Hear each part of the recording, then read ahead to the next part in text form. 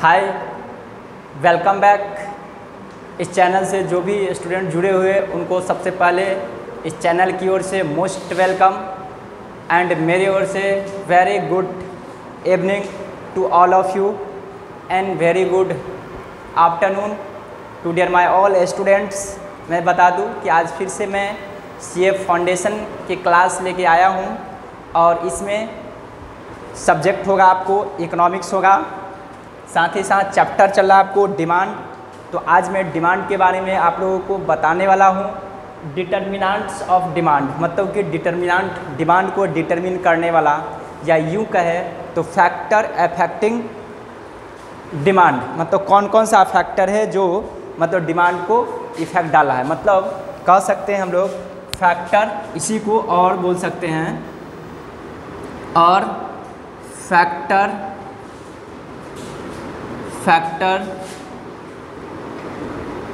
Affecting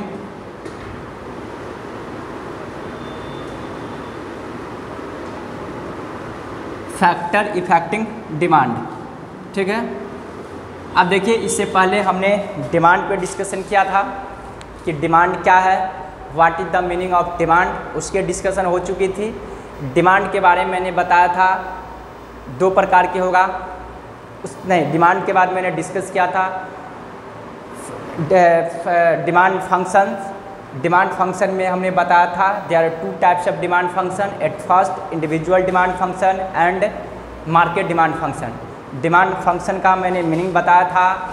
दो demand function mean the functional relationship between quantity demand and factor affecting it other things will be equal. मतलब कि demand function का मतलब ये था कि क्वांटिटी डिमांड और जो इसका फैक्टर है, जो इसको प्रभावित करने वाला जो कारक है, मतलब फैक्टर है जो डिटर्मिनेंट है, इन दोनों का जो बीच का जो रिलेशनशिप होती है उसको बोला जाता है डिमांड फंक्शन। डिमांड फंक्शन को मैंने बताया था, उसका एक इक्वेशन बनाकर dx is equal to F function tx pr y t f, जो मैंने ऑलरेडी डिस्कस करवा चुका हूँ। मेरा सेकेंड क्लासेज में इकोनॉमिक्स में देखेंगे और जो फर्स्ट और सेकेंड का जो क्लासेज हुई है वो आपको इसके डिस्क्रिप्शन बॉक्स में मिल जाएंगे और आप लोग वहाँ से जा कर के देखेंगे।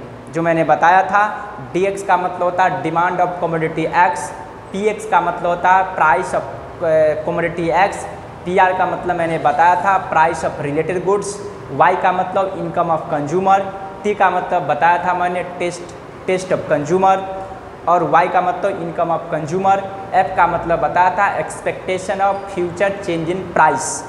आई होप कि शायद आप लोग यहाँ तक सारी बातों को समझ गए होंगे। मार्केट डिमांड में सिर्फ उतना ही होती है, वहाँ पर एक p एक्स्ट्रा बढ़ जाती है, एक yd बढ़ जाती है। सारा उसमें भी होगा, px होगा, pr होगा, y होगा, एक p होगा, एक yd होगा। तो वहाँ पर एक p जो एक्स्ट्रा होती है उसका मतलब साइज ऑफ पॉपुलेशन हो जाती है, yd का मतलब होता है डिस्ट्रीब्यूशन ऑफ इनकम हो जाती है। वहाँ पर ये कंसेप्ट बढ़ जाती है। सिर्फ इनकम में वहाँ पे होता है टोटल इनकम ऑफ कंज्यूमर, ठीक है, या income of total consumer in market. वहाँ पे y का मतलब जो कंज्यूमर के टोटल इनकम होती है उसको डिनोट की जाती है। तो आई होप कि आप लोग यहाँ तक समझ पाए होंगे। उसके बाद मैंने डिमांड पे डिस्कशन करवाया था कि what is the meaning of quantity demand. मैंने बताया था कि क्वांटिटी डिमांड का मतलब होता है कि quantity demand mean the particular amount the buyers willingness and able to buy at a given price particular time period and other things will be remain constant and there should be 5 element of quantity demand. यानी कि quantity demand के लिए 5 चीज़ों का होना अति आवश्यक है।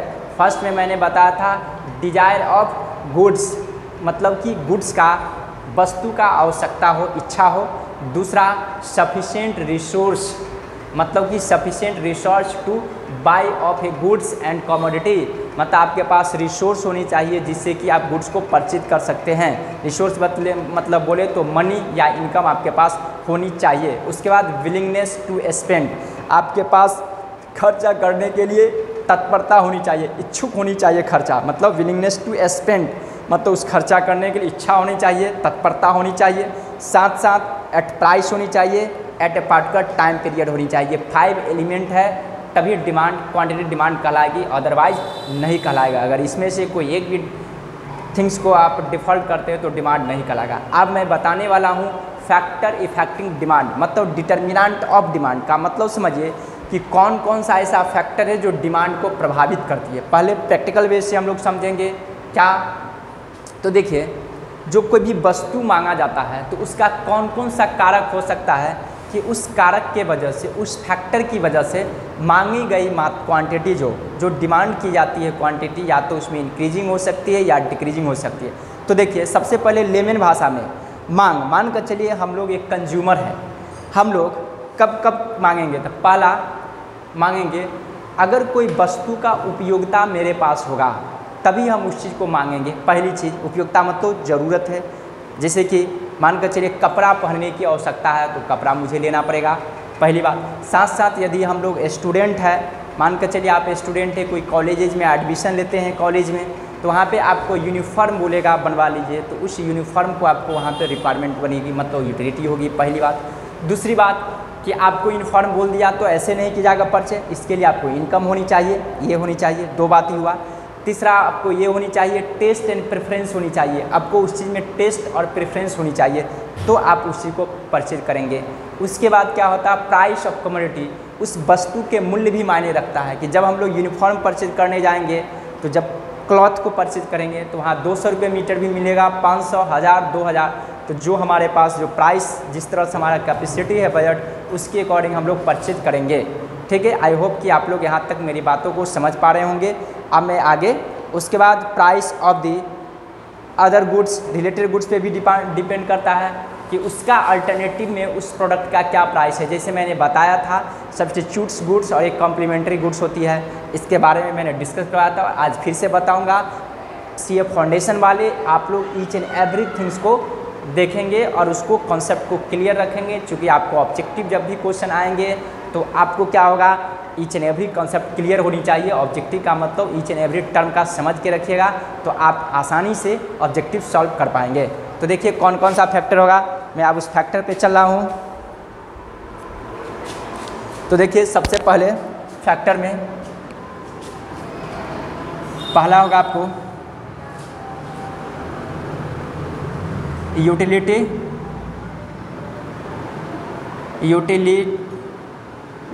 यूटिलिटी ऑफ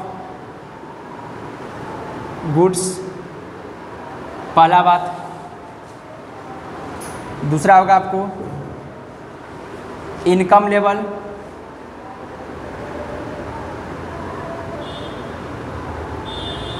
इनकम लेवल होनी चाहिए। तीसरा होना चाहिए distribution of wealth, distribution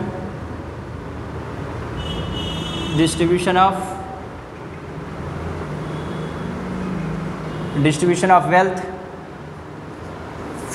fourth में होनी चाहिए price of the commodity, price of the goods या commodity, price of the goods या commodity.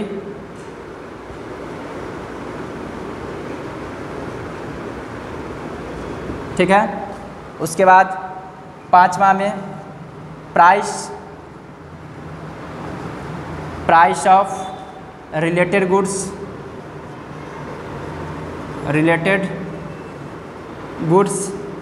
Price of related goods. इसमें दो प्रकार की होती है, एक होती है सब्स्टिट्यूट्स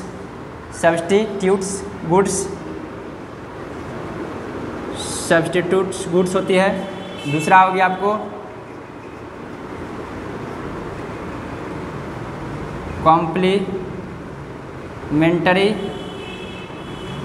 कॉम्प्लीमेंट्री गुड्स। ठीक है, उसके बाद होगा आपको 6 में होगा आपको टेस्ट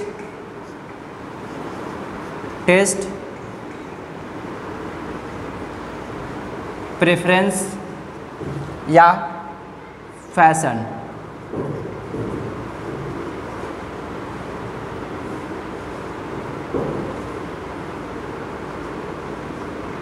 ये हो गया। उसके बाद कहता है 7वां में एक्सपेक्टेशन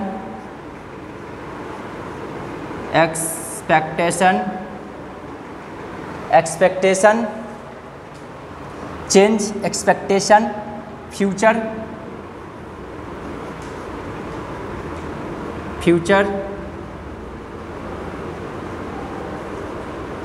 चेंज इन प्राइस। अब देखिए यहाँ पे हम लोग 1 बाय 1 डिस्कस करेंगे। देखिए पहला क्या है, यूटिलिटी ऑफ गुड्स या यूटिलिटी ऑफ कमोडिटी। तो आप जरा समझिए, यूटिलिटी कहा गया है, utility means the want satisfying power of commodities. मतलब यूटिलिटी जो होती है want satisfying power of the commodity. ये क्या समझे, यूटिलिटी का मतलब होता है यूटिलिटी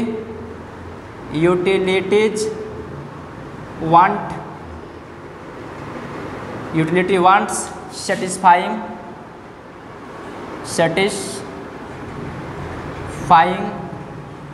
पावर ऑफ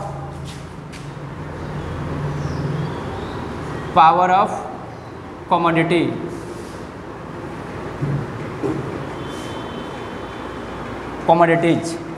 ठीक है, यानी कि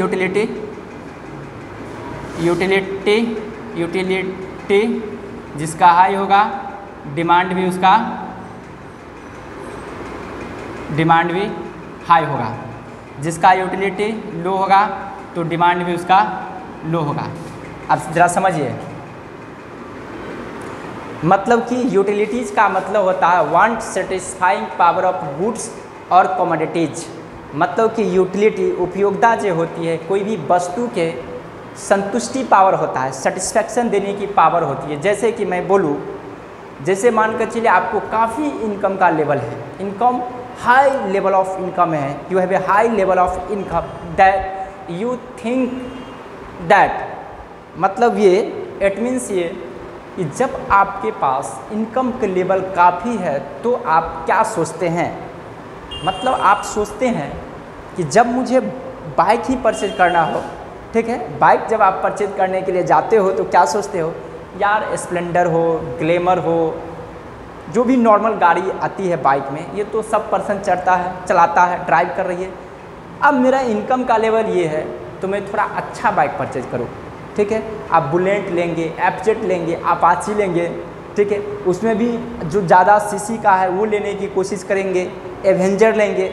मतलब अगर थोड़ा उससे ऊपर की सोच रहे हैं, अगर ऐसे कहेंगे तो बहुत सारे इंट्रोड्यूसर है, गाड़ी है, बहुत सारे ऐसे हैं, ठीक ना। तो मैं उतना नहीं जा रहा हूँ, लेकिन मैं जो सबसे नीचे लेवल की जो बाइक है उससे थोड़ा ऊपर लेवल की मैं बात किया हूँ, ये नहीं कि बहुत बड़ी ऊपर की बात मैं नहीं कर रहा हूँ। तो मैं जो ज़रा सोचिए, तो आप उस तरह से सोचते हैं, या ड्यूक हो गया, ठीक है, केटीएम हो गया, इसके बारे में आप सोचेंगे, ठीक ना, कि मैं परचेज करूँ। इसका मतलब ये हुआ कि आपको वहाँ पे उससे ज़्यादा सेटिस्फैक्शन होगा। इसलिए कहा गया utility means the want satisfying power of commodity और goods, that is called utility of commodities. उस कमोडिटीज़ का मतलब सेटिस्फैक्शन ज़्यादा होता है। जैसे मैं बोलूँ, अगर मान कर चले, अगर कोई फ्रूट्स का मैं एग्जांपल लूँ, तो मान कर चलिए मैं एप्पल और बनाना की एग्जांपल दे रहा हूँ। अगर कॉम्बिनेशन किया जाएगा इंडिफरेंस कर्व में जा कर के, तो मान कर चलिए आपको बोला जाएगा कि 1 सेब इज इक्वल टू 5 बनाना, इसका मतलब 2 सेब इज इक्वल टू 2.5 ये, ठीक ना। इसका मतलब ये कि यदि आप किसी को 1 सेब जब देंगे, किसी के पास सपोज दैट अगर 1 सेब एप्पल इज इक्वल टू 5 बनाना है, इसका मतलब आप डेली 5 एप्पल खा रहे हैं, तो उसका सेटिस्फैक्शन बनाना से कितना होगा, 25। तो अब क्या होगा, जिसके पास 25 बनाना होगा वो यदि आपसे सेब लेने के लिए आएगा, तो ये नहीं कि आपको 1 बनाना देगा तो आप उसको सेब 1 दे देंगे, नहीं। आप क्या करेंगे कि नहीं भाई, आप मुझे 5 बनाना दोगे, 5 बनाना इज इक्वल टू 1 एप्पल्स होती है, इसलिए कि जब तुम 5 मेरे को बनाना दोगे तब मैं तुम्हें 1 एप्पल दूंगा, तब मुझे सेम सेटिस्फैक्शन मिलेगी। बात समझ गए ना। तो इसलिए कहा गया utility is the want satisfying power of commodity and goods. I hope कि शायद आप लोग समझ पा रहे होंगे। एकदम इंटरेस्टिंग के साथ समझिए, कोई ज़्यादा जल्दीबाजी नहीं करनी है, ज़्यादा टेंशन भी नहीं लेना है, नहीं तो ये नहीं कि नालायकों की तरह हम लोग क्या करेंगे, जैसे तैसे देखेंगे और फिर ये कर देंगे। तो हम लोग को नालायकों की तरह नहीं सोचना है, ठीक है। आई होप कि आप लोग समझ पा रहे होंगे। तो ही देखिए ये हो गया। आप जरा समझिए, कहता है utility, the goods have a greater utility then the goods have a greater utility, demand will be greater. मतलब कि जिस गुड्स का ज़्यादा यूटिलिटी होगा उस गुड्स का डिमांड भी ज़्यादा होगा, ठीक। उसके बाद वाइस वर्सा। यदि कहता है the commodity have less than utility then demand will be lower, मतलब उसका डिमांड भी लोअर होगा। बात समझ गए, इसलिए मैंने यहाँ पर डिनोट कर दिया। अगर जिस कमोडिटी का ऑब्जेक्टिव में आपको क्वेश्चन करेगा यदि ज़्यादा है तो उसको डिमांड क्या होगा, ज़्यादा होगा। अगर किसी गुड्स का, किसी प्रोडक्ट का, किसी कमोडिटीज़ का यदि यूटिलिटी कम हो तो उसको डिमांड भी कम होगी। आई होप कि शायद आप लोग यहाँ तक समझ गए होंगे। मैं आगे बढ़ रहा हूँ। दूसरा कहता है इनकम लेवल, ठीक है। देखिए इनकम लेवल का मतलब ये होगा कि इनकम लेवल का मतलब यदि आपको जैसे जैसे इनकम का लेवल बढ़ेगा तो आप उस क्वांटिटी डिमांड ज़्यादा डिमांड करना स्टार्ट करेंगे। क्यों? क्योंकि आपके पास ज़्यादा इनकम होगा तो आपको खर्च करने में कोई ज़्यादा प्रॉब्लम नहीं होगी, परेशानी नहीं होगा। आपको जब इच्छा होगा उस चीज़ को बाइंग कर लेंगे। तो इसलिए कहता इनकम लेवल, यदि high level of income high demanded of commodity, high level of income will be more demand of commodities.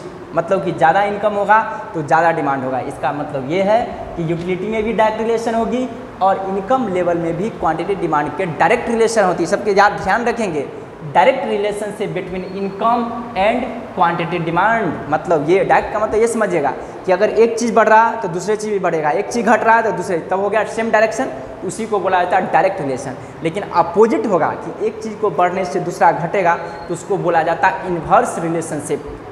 समझ गए? आई होप कि आप लोग समझ पा रहे होंगे, किसी प्रकार की दिक्कत नहीं होनी चाहिए, एकदम आसानी से समझना। देखिए ये 1 बाय 1 करके हम लोग को डिस्कस करते चलनी है। देखिए तो इसका मतलब ये हुआ कि यदि आपके पास हाई लेवल ऑफ इनकम होगा तो आप मोर कमोडिटी को डिमांड करेंगे।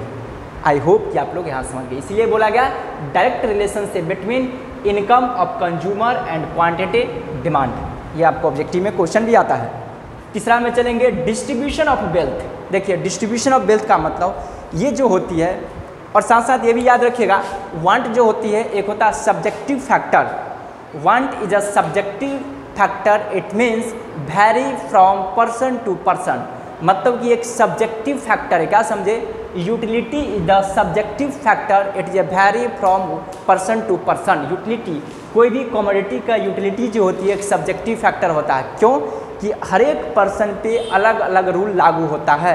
जैसे सपोज दैट कि कोई पर्सन मीट खाना पसंद करेगा तो कोई पर्सन मीट खाना पसंद नहीं करेगा, तो जो मीट खाता है पर्सन उसके लिए मोर यूटिलिटी हो गया। इसलिए कहा गया utility is a subjective factor, it is a differ from person to person and it is a vary from person to person. Each and every person के बीच ये वेरी करेगा। आई होप कि शायद आप लोग यहाँ तक समझ गए। मैं एक एक चीज़ को डिस्कस कर रहा हूँ, चूँकि आपको सीए फाउंडेशन है, आप एक कंपटीशन का एग्जाम में अपेयर होने वाले हैं। इस तरह से हम लोग एकदम मेच्योर बनना है ताकि इकोनॉमिक्स से कहीं से भी कोई पूछेगा हम लोग को किसी प्रकार का हेजिटेशन नहीं होगा, एकदम फ्लुएंटली उसको आंसर देंगे ताकि देखने वाला दोबारा क्वेश्चन ही डर से न पूछे। ठीक है? जैसे होता है कि आप किसी से 1-2 क्वेश्चन पूछ लीजिए, वो बता दिया तो डर जाते, यार देखो ना कितना नॉलेज है। तो इस तरह से हम लोग को मतलब ऐसा नॉलेज रखना है ताकि उसको मतलब कि डर हो जाए कि वाह यार ये तो मतलब काफ़ी ज्ञाता पर्सन है। ठीक है? तो उसी तरह हम लोग को जान के रखना है। मतलब किसी चीज़ में इतना डीपली से जाइए कि अगला जो पूछे क्वेश्चन उसको लगेगा कि भाई नहीं ये बंदे के पास क्वालिटीज़ है। ठीक है? आई होप कि आप लोग यहाँ तक समझ गए। एकदम आगे मैं बढ़ रहा हूँ। उसके बाद देखिए डिस्ट्रीब्यूशन ऑफ वेल्थ। वेल्थ का डिस्ट्रीब्यूशन का मतलब ये हुआ कि ये गवर्नमेंट का पॉलिसी होती है। ठीक है? ये कमोडिटी मिट गया है, इसमें ऐसे कर दे रहा हूँ। यदि अपने कंट्री में डिस्ट्रीब्यूशन इनकम मतलब इनकम का डिस्ट्रीब्यूशन इक्वल नहीं होगा तो क्या होगा वो जरा समझिए। तो अगर किसी के पास ज़्यादा हो जाएगा इनकम और किसी के पास रहेगा नहीं तो क्या होगा? लग्जरी गुड, जो लग्जरी गुड्स है उसका डिमांड काफ़ी बढ़ेगा और normal goods and comfort goods का डिमांड कम होगा। अब देखिए यहाँ पे आ गया लग्जरी गुड्स, कंफर्ट और नेसेसरी गुड्स। अब इस तीनों चीज़ को समझिए, हमको सीए फाउंडेशन वाले को ईच एंड एवरी आइटम को समझना पड़ता है। समझ गए? देखिए एक जो होता है गुड्स लग्जरी हुआ, मैं एग्जांपल लिया लग्जरी, कंफर्ट, एक होता है निसेसरी गुड्स।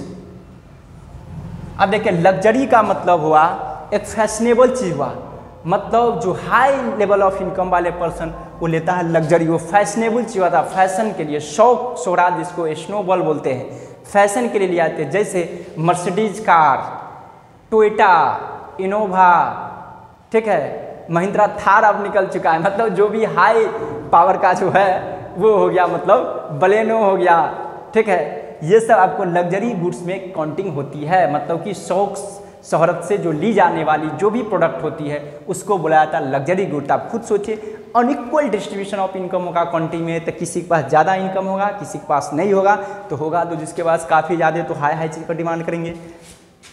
उसके बाद कंफर्ट गुड, कंफर्ट मतलब जो आरामदायक चीज़ है, जो ज़रूरत की चीज़ जो भी होती है।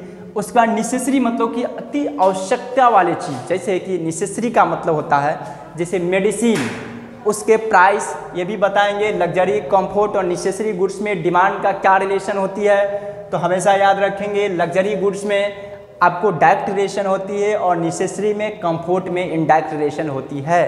क्यों? क्योंकि नेसेसरी में अगर कोई कमोडिटी का प्राइस बढ़ भी जाएगा तो लेना पड़ेगा।